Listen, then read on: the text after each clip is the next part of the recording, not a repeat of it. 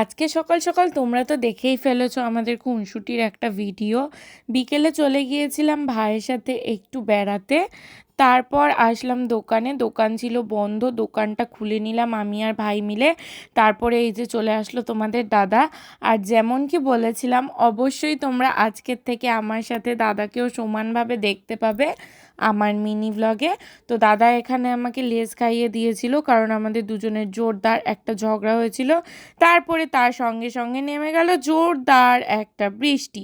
দাদার সাথে বেরিয়ে পড়লাম রোজ বিকেলে যেমন বেরোই। বেরিয়ে চলে গেলাম পেট্রোল পাম্প, দাদা ফিউল ভরিয়ে নিল।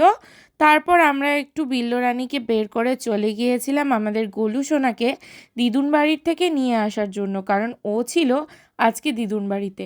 এই দেখো কি সুন্দর একা একাই ঢুকে যাচ্ছে ঘরে। ও আসলে এখন সবটাই একটু একটু করে চিনতে শিখেছে। অ্যাকচুয়ালি আমরা তো ফ্ল্যাটে থাকি, ও এখন বুঝতে পারে কোনটা আমাদের ঘর। বাইরে গেলেও বেরিয়ে যায় না, আসলে বড় হচ্ছে তো। আর এখানে তোমাদের দাদা একটু রোল মেরে নিচ্ছিল, কারণ ওকে আজকে একটু আমি সেন্টু দিয়েছি, তো সেটাই বলছিল সেন্টু দিবি না আমাকে। তারপর ঘরে এসে আমি করে নিলাম আইস ফেসিয়াল। অবশ্যই তোমরা হাসবে, আমি জানি যে দিদি কেন কড়াইয়ে আইস ফেসিয়াল করছে। দিদির বাড়িতে কি গামলা বাটি কিচ্ছু নেই? না, অবশ্যই আছে, সেরকম কোনো ব্যাপার নেই।